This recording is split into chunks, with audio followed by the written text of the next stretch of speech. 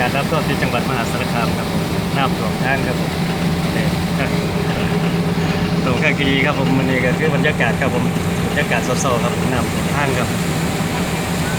ที่จังหวัดมหาสารคามครับผมเป็นบรรยากาศน้ำท่วมครับผม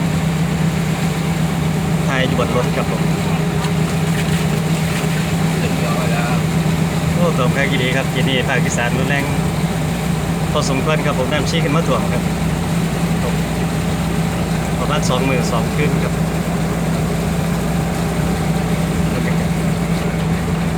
ท่วมเลยไหมครับผมถ่ายถึงรถครับผมบรรยากาศครับน้ำท่วมโอ้ข้างดีครับผมที่นี่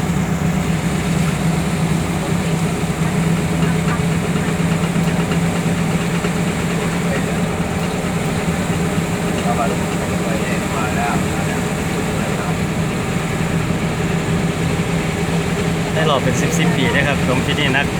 ที่ดีครับเพราะว่าพายุภูเขานะครับพายุโคนุนนะครับ